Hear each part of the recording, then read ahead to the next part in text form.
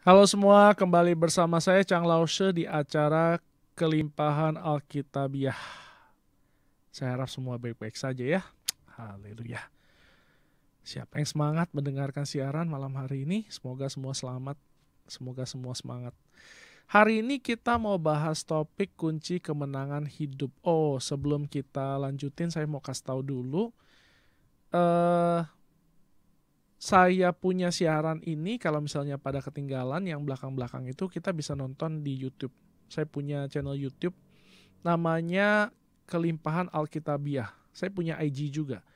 IG-nya juga sama namanya Kelimpahan Alkitabiah. Terus saya juga ada renungan harian Senin sampai Jumat. Jadi cukup komplit lah. Silakan di subscribe, silakan di follow.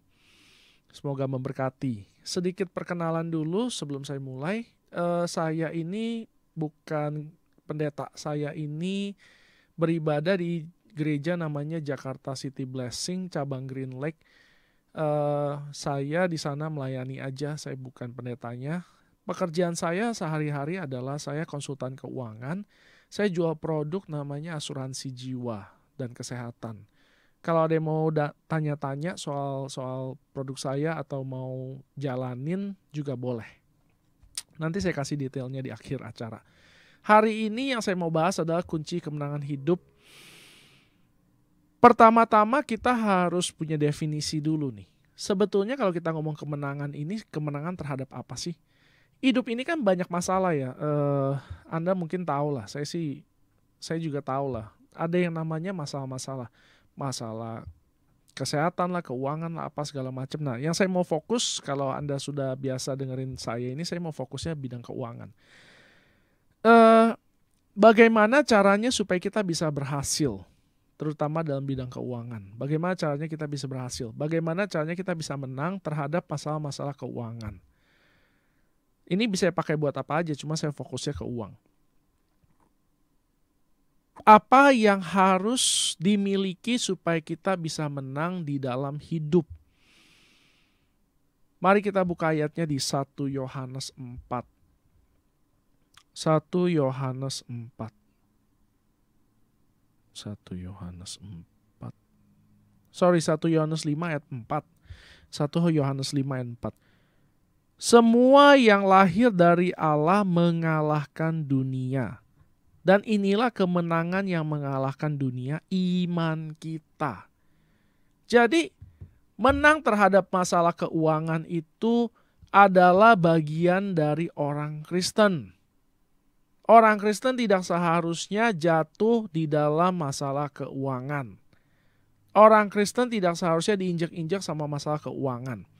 Orang Kristen seharusnya menang terhadap masalah keuangan. Kenapa? Karena Tuhan yang ciptakan kita untuk menang. Bagaimana? Apa senjatanya supaya kita bisa menang? Kalau kita mau perang, kita mesti punya senjata. Siapa yang punya senjata lebih bagus, dia pasti menang. Misalnya Indonesia perang lawan Amerika, ini cuma contoh aja. Udah pasti Indonesia kalah. Kenapa? Persenjataan Amerika lebih canggih. Kita kirim pesawat ke sana, sebelum nyampe dia udah kirim rudal bom. Selesai perangnya. Nah, di dalam peperangan yang paling utama adalah persenjataan yang tepat. Apa senjata orang Kristen untuk bisa menang di dalam perang? Senjatanya adalah iman kita. Kalau ada yang nonton, saya punya siaran, dengar siaran saya yang lama, atau kalau enggak bisa nonton, nanti subscribe dulu ke channel saya. Harta kita yang sejati sebagai orang Kristen adalah iman kita. Nah, hari ini saya mau bicara iman dari segi sebagai suatu senjata. Iman itu adalah senjata kita untuk bisa menang melawan dunia. Jadi dunia ini melemparkan apapun kepada kita, betapa sulitnya keadaan pun, kalau kita berpegang sama iman kita kepada Tuhan, kita tidak akan jatuh. Kita tidak akan jatuh terlungkup. Dikatakan di dalam firman bahwa orang yang jatuh 7 kali akan bangun terus. Artinya apa? Di dalam kita itu ada suatu senjata yang sudah membuat kita ini luar biasa hebat, namanya iman. Iman orang Kristen adalah senjata orang Kristen. Nah, kenapa orang Kristen jatuh terus nggak bangun? Karena imannya nggak dipakai. Kalau kita sudah punya senjata, kita harus pakai. Misalkan kita di rumah ada pistol, terus ada maling masuk rumah, terus malingnya masuk, dia ngerampok, kita diem aja, kita nggak keluarin pistol kita nggak tembak, ya dia bakal terus ngerampok. Sama kayak kita nih. Ketika kita menghadapi masalah keuangan, kita diem aja, kita nggak pakai pistol kita buat tembak, kita nggak pakai iman kita buat lawan, ya kita akan terpuruk terus. Tetapi sebetulnya kita sudah memiliki senjata itu. Mengenai kita pakai nggak pakai itu terserah kita. Jadi kita harus mengerti bahwa Tuhan itu sudah memberikan kepada kita, setiap orang Kristen, suatu senjata yang dapat mengalahkan semua masalah kita. Senjata itu namanya adalah iman. Jadi sekarang nih, kalau kita belum ini pertama kali kita dengar nih iman sebagai senjata, saya mau kita benar-benar renungkan dulu nih. Iman kita adalah senjata kita untuk melawan semua masalah kita dan menang di dalam hidup. Kebanyakan orang ketika ada masalah, yang pertama kali mereka pikirkan adalah bagaimana caranya supaya saya bisa membereskan masalah ini. Apa yang harus saya lakukan? Jadi yang mereka pertama lihat adalah apa yang bisa mereka lakukan dengan tangan mereka. Padahal seharusnya mereka ngecek dulu di dalam hati mereka apa yang sebetulnya mereka percayai. Nah, apa sih sebetulnya iman ini? Kita buka di Ibrani 11 ayat 1. Ibrani 11 ayat 1. Iman adalah dasar dari segala sesuatu yang kita harapkan dan bukti dari segala sesuatu yang tidak kita lihat. Sekali lagi, iman adalah dasar dari segala sesuatu yang kita harapkan, dasar. Dan bukti dari segala sesuatu yang tidak kita lihat. Contoh yang gampangnya apa sih? Begini, anggap aja iman itu kayak piring. Dasar dari segala sesuatu yang tidak kita lihat. Nah, kalau kita mau pergi ke kondangan ya, kita ambil piring, lalu kita mulai isi dengan makanan. Kalau kita nggak ada piring, bagaimana kita bisa makan? Nggak bisa. Jadi, iman itu adalah sesuatu yang kita miliki untuk menerima apa yang Tuhan sudah sediakan kepada kita. Sekali lagi nih, piring itu, iman itu adalah sesuatu untuk menampung apa yang Tuhan sudah berikan kepada kita. Jadi, Tuhan itu sudah memberikan kepada kita berkat-Nya dan Tuhan memberikan kita iman supaya kita bisa menampung berkat itu. Ini namanya iman. Jadi, kita harus mengerti bahwa kemampuan kita untuk menampung berkat Allah itu adalah senjata kita. Orang yang paling hebat adalah orang yang bisa menampung paling banyak. Orang yang kapasitas imannya besar. Jadi kita perlu menjadi orang yang kapasitas imannya besar. Nah, mari buka satu ayat di Efesus 1 ayat 3. Efesus 1 ayat 3.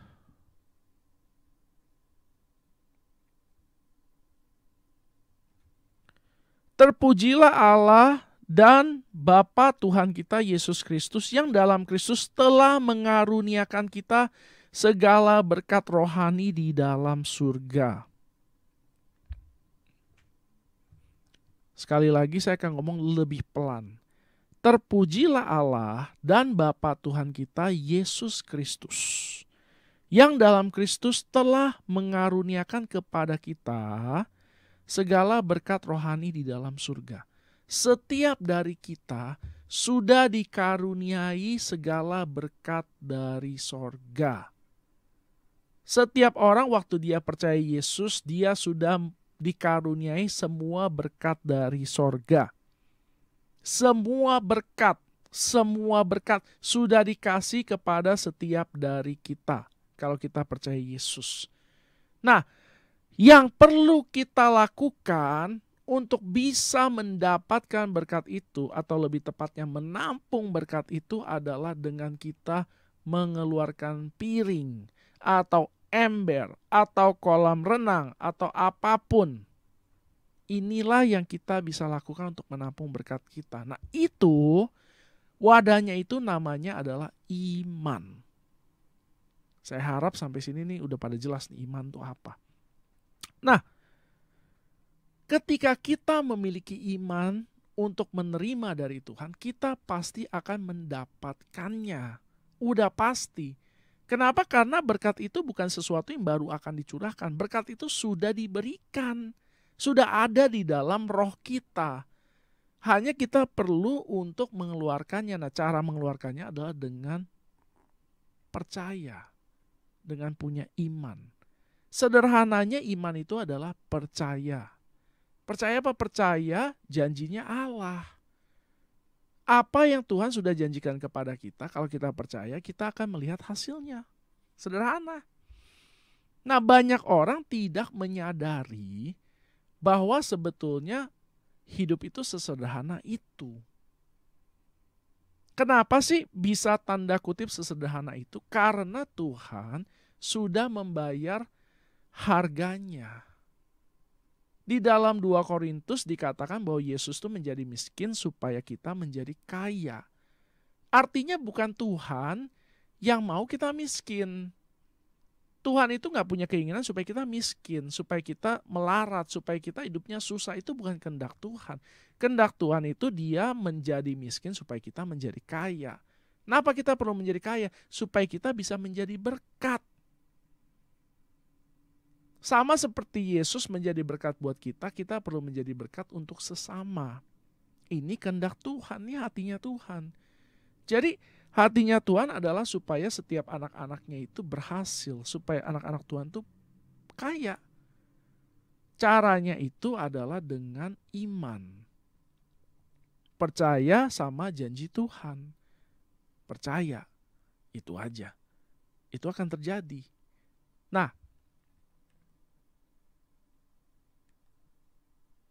ketika kita percaya, kita akan mengeluarkan berkat itu. Lebih tepatnya bukan mengeluarkan tetapi manifestasikan. Bahasa aslinya dari kata manifestasi artinya adalah membuat jadi terlihat. Membuat jadi tidak tersembunyi lagi. Jadi Allah itu sudah memberikan kita berkat, berkatnya itu tersembunyi di dalam roh kita. Nah, dengan iman kita mengeluarkan berkat itu. Jadi, kalau begitu, apakah saya bisa berhasil? Bisa. Syaratnya apa sih? Kita mesti sesuai dengan kehendak Allah. Jadi kalau misalnya kita mendoakan sesuatu, kita berharap untuk sesuatu, kalau itu sesuai dengan kehendak Allah, itu akan terjadi. Dengan iman. Nah, iman itu tidak berdiri sendiri. Iman itu berdirinya di atas janjinya Allah. Iman itu berdirinya di atas janji Allah. Artinya apa? Kalau ada janji Allah dan kita responi dengan iman, maka kita akan mendapatkannya. Sekali lagi. Kalau ada janji Allah dan kita responi dengan iman, maka ini akan terjadi. Seringkali ada janji Allah, tetapi kita tidak responi dengan iman. Atau kita tidak tahu ada janji Allah dari awal. Nah, dua-dua hal ini harus ada nih. Janji Allah dan respon kita, yaitu iman. Ketika ini terjadi, maka akan terjadi, kita akan melihat manifestasinya. Artinya apa? Artinya uang itu bukan sesuatu yang kita harus takuti, bukan sesuatu yang kita harus khawatirkan. Tetapi ini adalah sesuatu yang kita perlu responi dengan iman. Nah, bagaimana caranya kita membangun iman kita? Ada dua. Yang pertama adalah merenungkan firman. Mari kita buka di Roma 10 ayat 13. Roma 10 ayat 13. Sebab barang siapa yang Roma 10 ayat 17. Jadi iman timbul dari pendengaran. Iman timbul dari pendengaran dan pendengaran oleh firman Kristus. Iman timbul dari pendengaran dan pendengaran oleh firman Kristus. Jadi iman itu timbulnya dari pendengaran kita. Pendengaran kita itu maksudnya adalah firman Kristus. Artinya kita perlu dengar. Dengar dari siapa? Dengar dari Tuhan. Bagaimana caranya itu terjadi? Kita harus renungkan firman. Ketika kita renungkan firman, maka kita akan muncul iman. Nah, iman itu yang akan merespon sehingga janji Allah itu akan terjadi. Nah, ini adalah sesuatu yang sangat penting. Merenungkan firman adalah sesuatu yang sangat penting, tapi nggak banyak orang lakukan. Gimana caranya renungkan firman? Ambil satu ayat di dalam Alkitab yang sesuai dengan kebutuhan kita. Satu ayat yang sesuai dengan kebutuhan kita. Kita butuh apa? Kita butuh bisnis berhasilkah? Kita butuh uangkah? Kita butuh apalah? Ambil satu ayat itu, lalu kita renungkan. Apa itu renungkan? Misalnya saya kasih contoh lah. Filipi 4 ayat 19. Saya kasih contoh Filipi 4 ayat 19.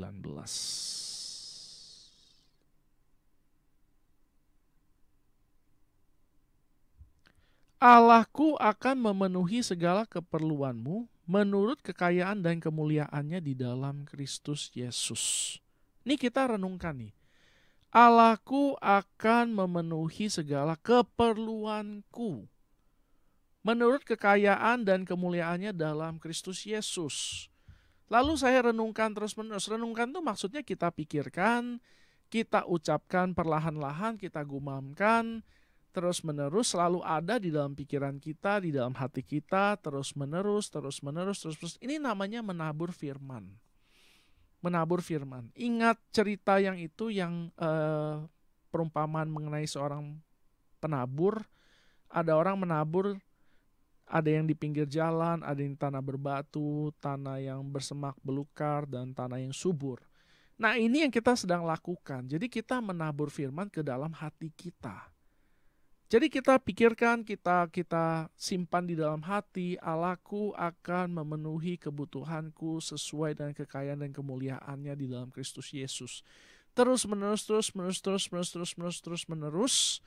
sampai kita makin percaya, timbul iman itu, dan nantinya begitu sudah ada iman, kita akan lihat manifestasi itu muncul. Jadi, ini bukan sesuatu yang gaib. Ini bukan sesuatu yang ajaib, tapi ini adalah firman. Ini adalah cara kerjanya Tuhan. Ketika kita itu menabur firman ke dalam hati kita, terus-menerus, maka firman itu akan tumbuh. Nah, di dalam prosesnya itu jangan diganggu. Artinya apa? Jangan kita keraskan hati.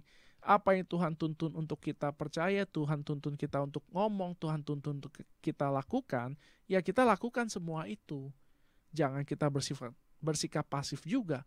Ketika kita merenungkan firman itu, Tuhan itu sedang menggemburkan hati kita, membersihkan semua batu-batu, semak belukar, dan sebagainya.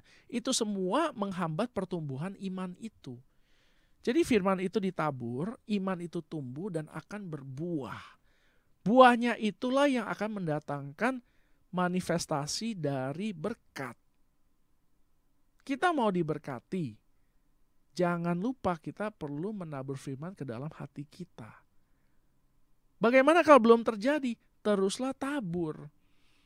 Firman berkata begini di Markus 11 ayat 24. Siapa yang perintahkan gunung ini pergi dan tidak bimbang hatinya, maka itu akan terjadi. Siapa yang berdoa, hatinya tidak bimbang, melainkan percaya, maka itu akan terjadi. Ini juga sama. Ketika kita renungkan firman, terus-menerus, kita harus membuang semua keraguan di dalam hati. Semakin kita percaya, semakin iman itu akan bertumbuh, tiba-tiba terjadi sesuatu. Bom! Tiba-tiba. Kenapa bisa demikian? Karena firman itu melakukan sesuatu di dalam hati kita. Firman itu melakukan sesuatu di dalam hati kita. Saya kasih contoh yang gampang ya. Istri saya belakangan ini semenjak mulai pandemi mungkin ya. Mulai pandemi dia mulai suka bercocok tanam. Jadi di rumah saya kan ada halaman ya. Dia mulai dari nanam cabai. Dia nanam cabai, dia taruh di pot, biji-biji dia taruh di pot. Nah, karena letaknya kurang tepat, itu cabenya nggak numbu-numbu, nggak tinggi-tinggi. Jadi tingginya cuma sekitar 5 cm. Lama gitulah, lama. Lalu saya usulkan sama istri saya pindahin, lalu dia pindah di tempat di mana kena matahari lebih banyak. Dia tetap lakukan hal sama, dia tetap kasih air, dia kasih pupuk. Tiba-tiba sekarang setelah beberapa bulan sudah mulai berbuah. Puji Tuhan. Bagaimana peristiwa saya juga nggak jelas. Yang jelas setiap hari kita siram, kita kasih pupuk, kita kenain matahari. Sama kayak hati kita. Terus-menerus kita tabur firman dengan kita renungkan. Allahku akan memenuhi segala keperluanku menurut kekayaan dan kemuliaan di dalam Kristus Yesus. Terus-menerus kita tabur. Tiba-tiba, tring, iman kita bertumbuh. Ketika iman kita bertumbuh, tring, tiba-tiba kita melihat mulai ada sesuatu terjadi dalam bisnis kita, dalam pekerjaan kita. Kalau kita cari pekerjaan, tiba-tiba cing, ada. Kok bisa demikian? Saya tidak tahu. Tapi memang beginilah cara kerja Allah. Jadi cara pertama untuk kita bisa membangun iman kita adalah dengan merenungkan firman.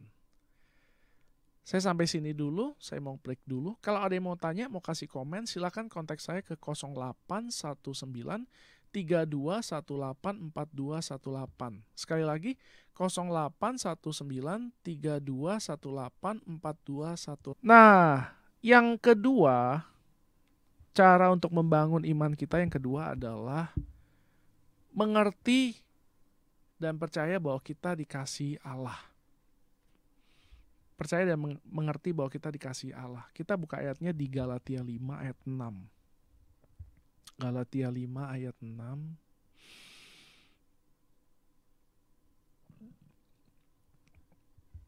Sebab bagi orang-orang yang ada di dalam Kristus Yesus, hal bersunat atau tidak bersunat tidak mempunyai arti. Hanya iman yang bekerja oleh kasih.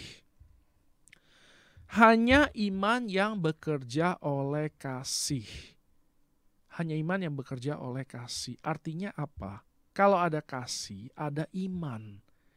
Nah, iman kita itu kan iman kepada Tuhan. Jadi Tuhanlah yang memberikan kita kasih. Kalau kita merasa bahwa kita dikasihi Tuhan, kita percaya bahwa kita dikasihi Tuhan, iman itu akan timbul di dalam hati kita. Tadi kan karena firman nih, perenungan firmannya. Sekarang karena kita mengerti, kita percaya bahwa kita dikasihi Tuhan. Penting gak sih kita percaya bahwa kita dikasihi Tuhan? Sangat penting. Kenapa? Karena ini munculnya iman. Nah, kita baca di dalam kitab Yohanes. Kitab Yohanes itu, Yohanes menyebut dirinya sendiri sebagai murid yang dikasihi Tuhan. Apakah Tuhan Yesus mengasihi Yohanes lebih dari semuanya? Enggak. Tetapi yang menyadari, yang benar-benar percaya bahwa dia dikasihi Tuhan adalah Yohanes. Oleh karena itu, dia berani menyandarkan kepalanya ke dada Yesus. Ketika Yesus ngomong soal siapa yang akan mengkhianati dia, Petrus memberikan sinyal kepada Yohanes untuk bertanya. Kenapa Petrus tidak berani bertanya? Karena dia tidak merasa, dia tidak terlalu percaya bahwa dia dikasihi Yesus. Tetapi Yohanes yang merasa dikasihi Yesus, dia pede. Dia percaya. Nah, Kenapa kita bisa pede? Karena kita merasa, kita percaya bahwa kita dikasihi Tuhan. Iman itu akan timbul kalau kita percaya, kita merasa kita dikasihi Tuhan. Itulah caranya iman muncul yang kedua. Kalau kita mau mengalahkan dunia ini, kita mesti yakin bahwa kita ini adalah orang yang dikasihi Tuhan. Secara umum, orang percaya bahwa mereka dikasihi Tuhan secara umum. Iya, Tuhan mengasihi semua orang.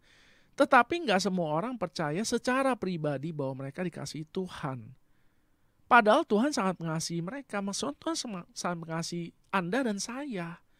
Kalau misalnya cuma Anda dan saya di dunia ini yang berbuat dosa, yang butuh selamat, Tuhan Yesus pun akan tetap mati di kayu salib demi Anda dan saya.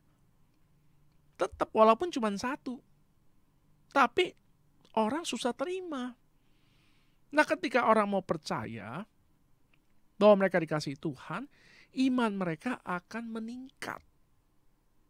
Iman itulah yang akan membuat orang tersebut menang terhadap dunia. Jadi, kita harus mengerti bahwa Tuhan itu mengasihi kita. Nah, semakin kita mengerucutkan itu kepada kita, semakin iman kita akan bertumbuh. Ada satu cerita bagus di dalam Alkitab. Mari kita buka di Matius 8. Matius 8 ayat 23 sampai 26. Lalu Yesus naik ke dalam perahu dan murid-muridnya pun mengikutinya. Sekonyong-konyong mengamuklah angin ribut di danau itu, sehingga perahu itu ditimbus gelombang. Tetapi Yesus tidur. Maka datanglah murid-muridnya membangunkan dia. Katanya, Tuhan, tolonglah kita binasa. Ia berkata kepada mereka, mengapa kamu takut? Kamu yang kurang percaya. Lalu bangunlah Yesus menghardik angin itu dan danau itu, maka danau itu menjadi teduh sekali. Jadi, kita bayangkan situasinya nih ya. Murid-murid naik ke atas perahu, lagi di jalan, Yesusnya tidur, tiba-tiba ada angin, seram sekali. Apa yang dilakukan oleh murid-murid? Dia bangunin Yesus. Tuhan, tolonglah kita binasa. Lalu Yesus bangun dan Yesus hardik angin dan danau itu, lalu semuanya langsung jadi teduh. Kenapa Yesus nggak marah-marah? Karena mereka merasa bahwa mereka itu dikasihi Tuhan. Mereka percaya bahwa mereka dikasihi Tuhan. Kalau misalnya enggak, mereka pikir Tuhan bakal cuek, mereka nggak akan minta Yesus buat bangun, mereka nggak akan bangunin Yesus. Nah, di dalam pikiran kita pun sama, kita harus percaya bahwa Yesus mengasihi kita, bahwa Yesus nggak mau kita terjebak di dalam masalah sama terus. Yesus nggak mau supaya hidup kita susah, Yesus nggak mau supaya kita hidupnya menderita, sengsara, makan aja bingung. Oleh karena itu kita perlu memberanikan diri. Kita perlu memberanikan diri. Bagaimana kita bisa berani? Pertama-tama kita harus percaya dulu bahwa kita ini dikasihi Tuhan. Ada satu lagu anak sekolah minggu kali ya. Lagunya kayak gini nih. Burung-burung di padang, di pohon. Burung-burung di pohon, dikasihi Tuhan. Demikian diriku, dikasihi Tuhan. Ini lagunya bagus karena ngingetin aja sama kita sendiri bahwa kita dikasihi Tuhan. Kita seringkali lupa. Mungkin juga kita karena kita pikir kita banyak dosa atau apa, kita takut sama Tuhan. Sebetulnya Tuhan ini mengasihi kita. Semua dosa kita sudah ditebus di kayu salib. Tuhan memandang kita sebagai orang yang benar. Tuhan memandang kita sebagai anak kesayangan. Tuhan memandang kita sebagai orang-orang favorit. Artinya apa? Artinya kita bisa percaya sepenuhnya bahwa kita adalah orang-orang yang dikasihi Tuhan. Tuhan sangat mengasihi kita. Nah, ketika kita melihat diri kita sendiri seperti iblis melihat kita, ya kita akan kesulitan melihat Tuhan mengasihi kita. Tetapi ketika kita menyadari bahwa Tuhan sebetulnya sudah membenarkan kita, sudah mengasihi kita, sudah menguduskan kita, kita nggak akan kesulitan buat percaya bahwa Tuhan mengasihi kita. Dan ketika kita percaya bahwa Tuhan mengasihi kita, kita akan berani untuk minta sesuatu dan kepada Tuhan, dan kita akan melihat apa yang kita minta itu terjadi. Jadi bagaimana sih caranya kita bisa menang dari hidup ini? Ya iman. Nah, ketika kita percaya bahwa Tuhan mengasihi kita, ya kita punya iman itu. Iman itu akan menolong kita di dalam hidup. Tuhan itu mau supaya kita hidupnya ini nggak terpuruk. Tuhan mau hidup kita berhasil. Percaya nggak? Percaya nggak? Saya punya anak. Anak saya sebentar lagi ada 2. Nah, yang saya mau cerita ini yang sulung, yang gede. Kadang-kadang anak saya melakukan hal-hal yang saya tidak terlalu senang.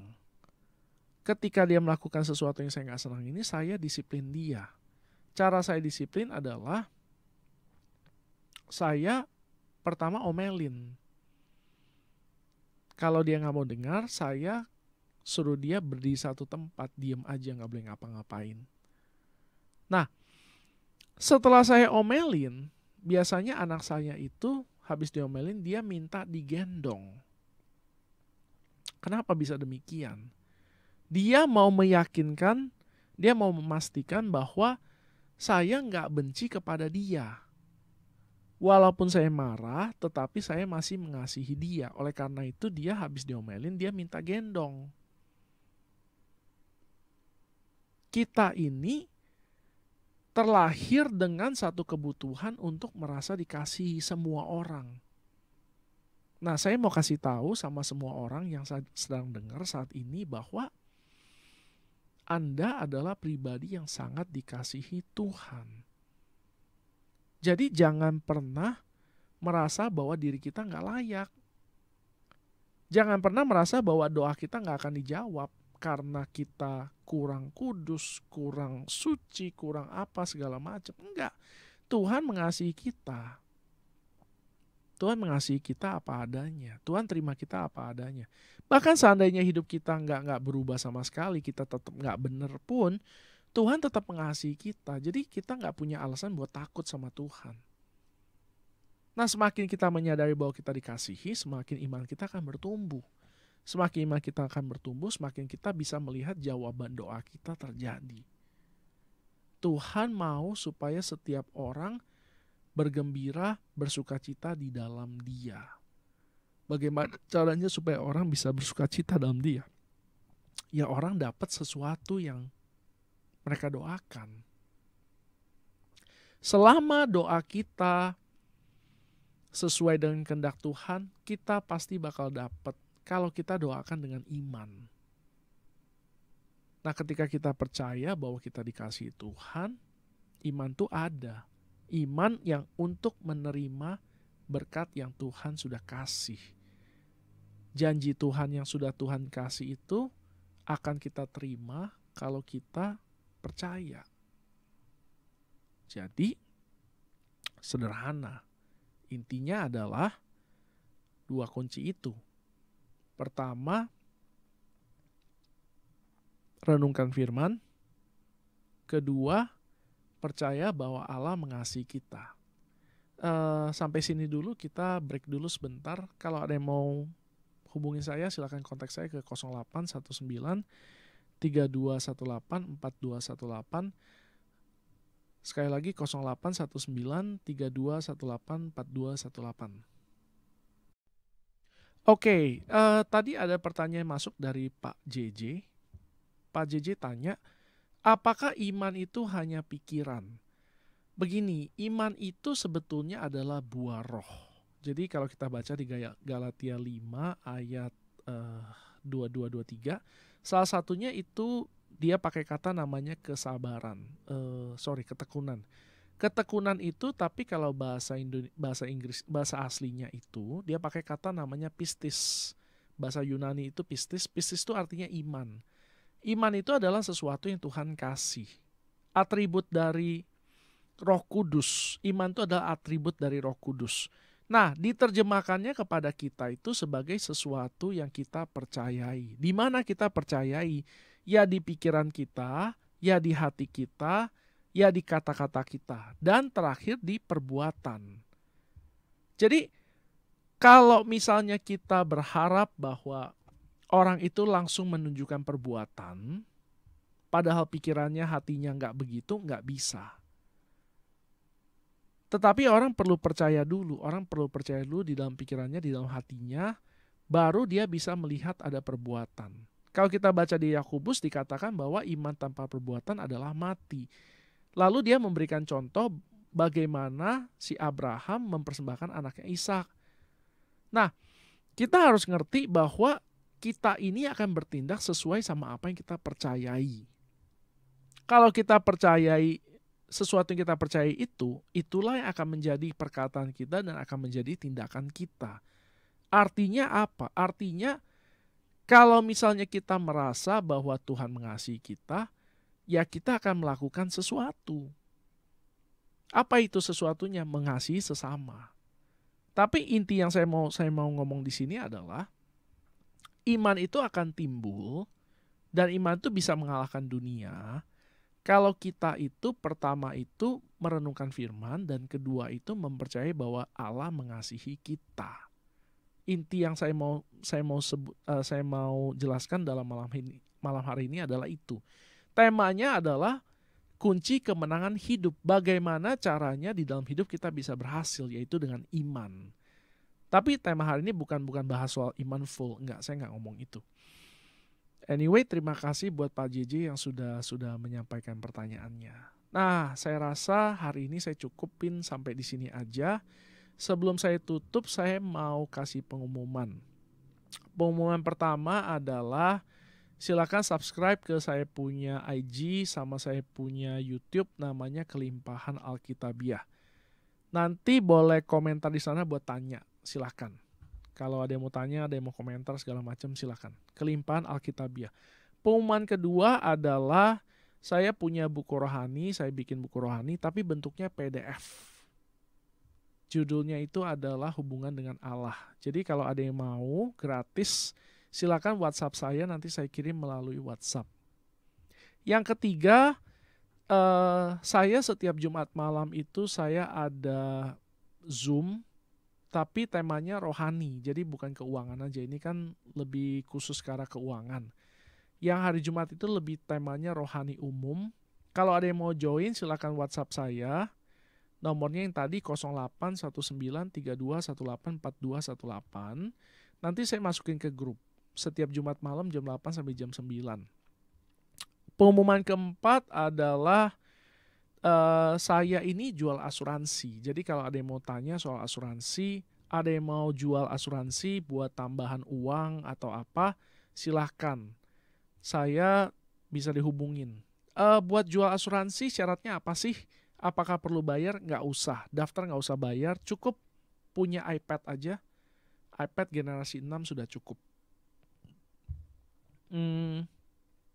Saya rasa itu aja. Saya sudahi sampai di sini. Saya berharap semua yang dengerin saya diberkati. Itu aja. Shalom.